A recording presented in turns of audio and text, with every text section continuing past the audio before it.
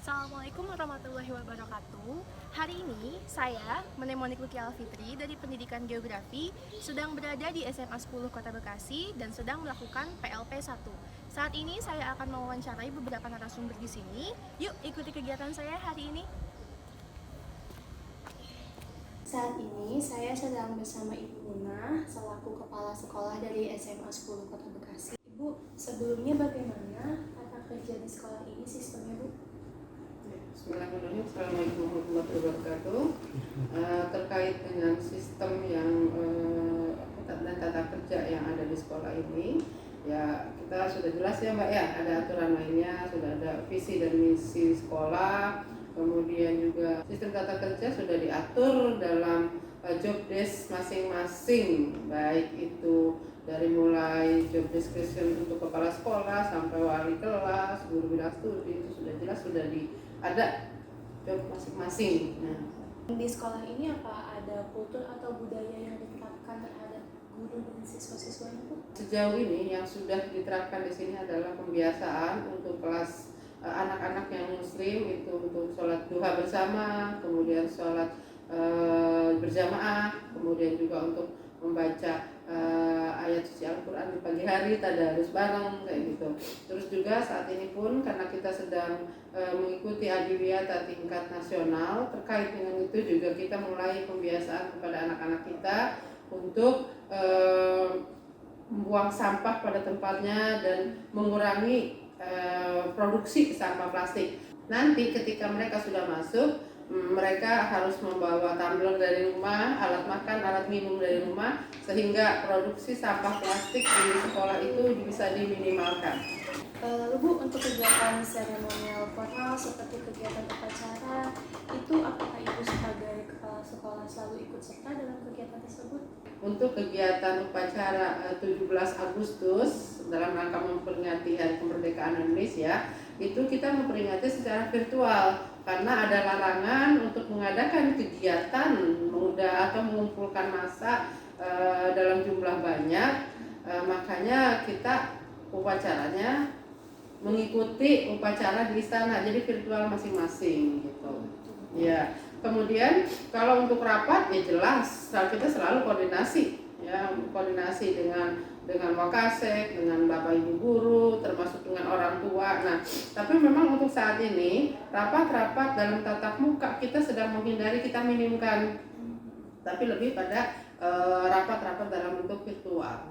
Untuk tadi kultur-kultur sekolah itu siswa sudah diajarkan sejak penerimaan siswa baru atau ada jenjang per kelasnya gitu? Ya, dari awal mereka masuk itu kan ada kegiatan MPLS, masa pengenalan lingkungan sekolah. Nah, di situ sudah mulai kita sampaikan kultur sekolah itu seperti ini, ya mereka harus menyesuaikan dengan kultur sekolah kita.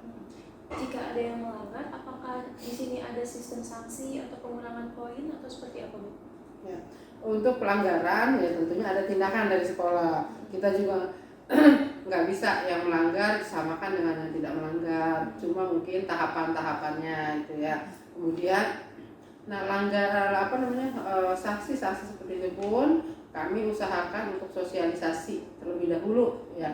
Tapi sekali lagi karena kondisinya masih PJJ seperti ini ya, pelanggaran dalam bentuk ini tidak. Tapi memang pelanggaran lain dalam mereka mengikuti KBM di rumah memang masih ada putra-putri kita yang tidak bisa mengikuti proses belajar mengajar secara online dengan baik ya. Nah, itu sebelum kita melakukan tindakan atau menjudge dia malas dan lain sebagainya, kita adakan juga komunikasi dengan anaknya, kemudian dengan orang tuanya melalui bimbingan konseling, melalui wali kelas. Nah, kemudian baru nanti kita dapat satu kesimpulan bahwa anak tidak mengikuti proses belajar mengajar secara online ini masalahnya. Ya memang variasi, ada yang memang terkait dengan tidak punya kuota, ada yang tidak punya HP gitu ya. Ada pula yang memang belum bangun tidur jam segitu, orang tuanya nggak ada di rumah, ada yang memang males gitu ya. Berbagai macam, akhirnya kita temukan seperti itu.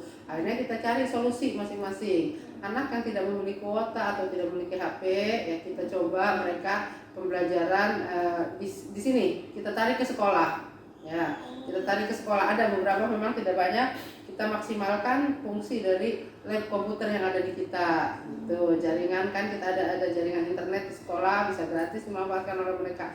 Memang jumlahnya sekali lagi tidak banyak, hanya beberapa orang, artinya kita tetap bisa menjaga protokol kesehatan. Kemudian anak-anak yang tadi yang bangunnya kesiangan dan lain sebagainya, ya kita komunikasi dengan orang tua. Ini kan butuh juga, kalau PJJ seperti ini butuh kerjasama antara pihak sekolah dengan orang tua. Tidak bisa hanya mengandalkan tok dari orang tua, dari sekolah, karena pemantauan kita terhadap anak kan minim sekali gitu. Tuh. Ya, saya rasa sudah cukup ya, Bu. Terima kasih untuk wawancara saya dengan Ibu Munah kali ini. Teman-teman, hari ini saya sedang bersama dengan Bu Besa, yaitu selaku guru geografi di SMA 10 Kota Bekasi. Bu Besa, saya mnemonik dari Pendidikan Geografi Hamka ingin menanyakan tentang proses kegiatan kurikulum di sini bagaimana ya Bu, terutama dalam pembelajaran geografi. Pembelajaran geografi tetap mengikuti kurikulum nasional ya, kurikulum 2013. Nah, semua juga pelajaran geografi itu seperti itu. Oh, gitu semua. Di sini ada kayak praktek-prakteknya nggak Bu untuk pembelajaran geografi? Untuk pembelajaran geografi praktik khusus ya. Kalau praktik itu kan seiring dengan KD. Jadi kita ambil di kompetensi dasar 3 dan 4. Kalau 3 kan pengetahuan, kemudian KD yang 4 kan itu untuk nilai keterampilan. Biasanya kita ambil dari situ aja karena untuk mengurangi beban siswa, karena tuntutannya sudah banyak, satu KD dia punya tuntutan 2 nilai, jadi kita ambilnya dari nilai KD keterampilan.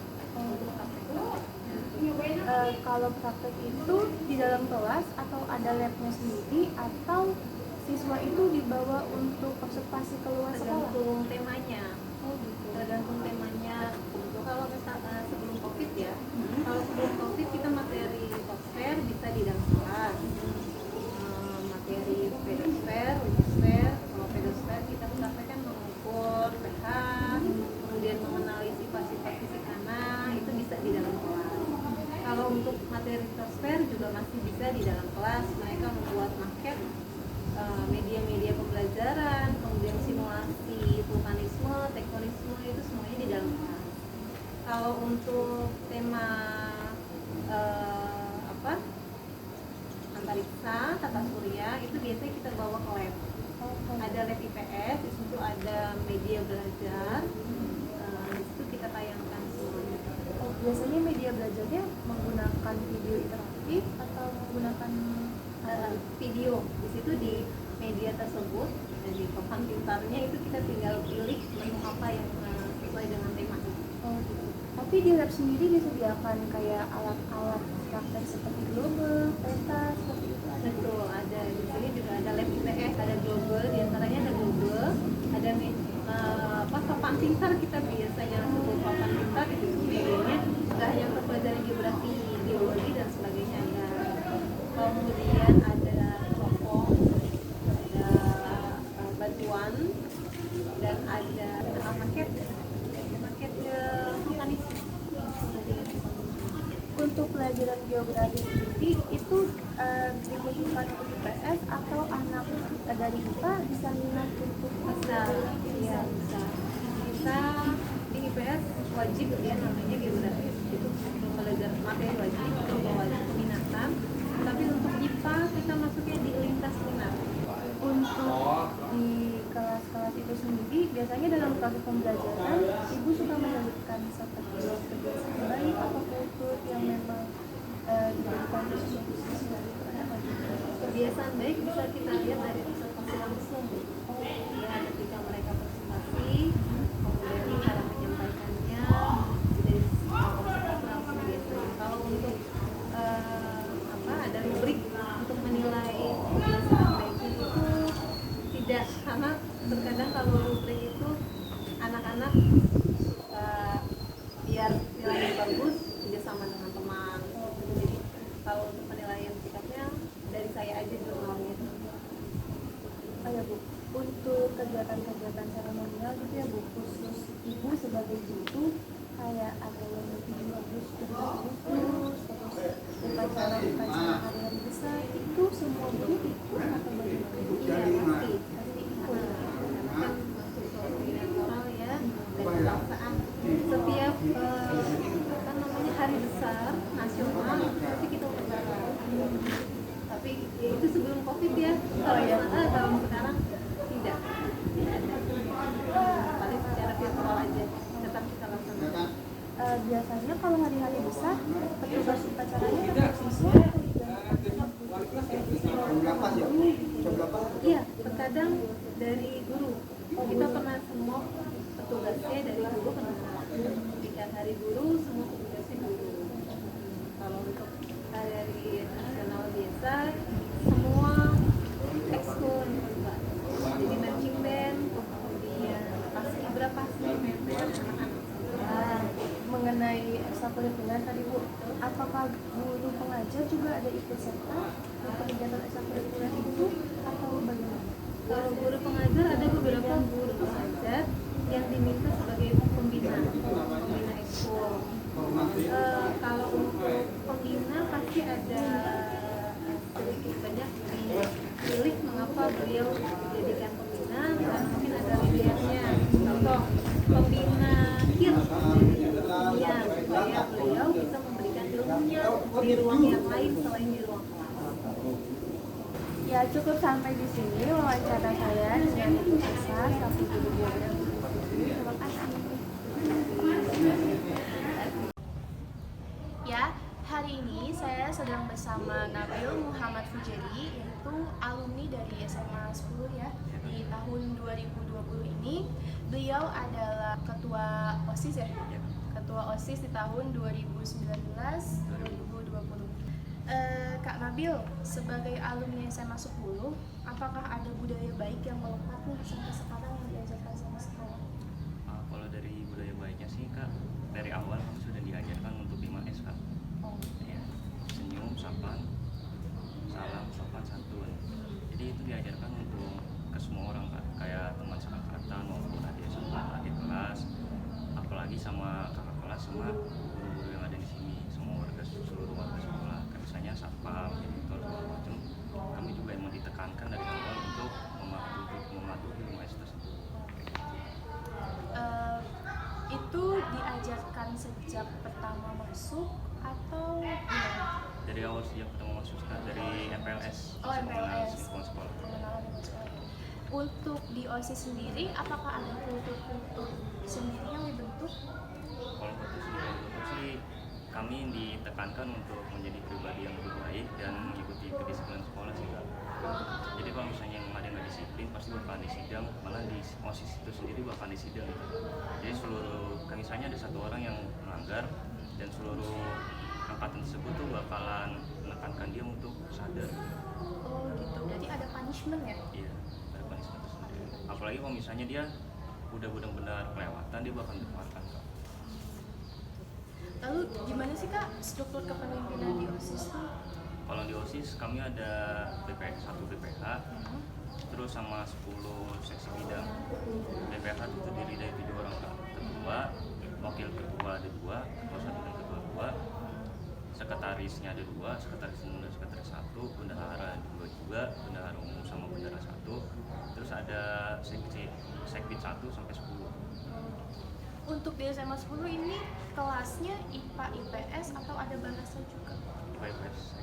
Nah, berhubungan sama rapat nih, kan pasti ada briefing, ada rapat gitu kan. Itu biasanya melibatkan guru, pembina, atau hanya internal OSIS saja? Kalau misalnya rapat, pas pengajuan proposal pasti melibatkan lokasi kesiswaan, karena birokrasinya dari OSIS ke lokasi kesiswaan. Nanti dari lokasi kesiswaan pasti diberitahu ke seluruh guru-guru. Nah pas briefing, tapi kalau misalnya ada 2 sih Kak, ada rapat dengan guru dan juga ada briefing dengan hanya OSISnya saja Kak. Untuk wawancara dengan alumni yaitu Kak Nabil Muhammad Fujeri kali ini sudah cukup. Terima kasih Kak.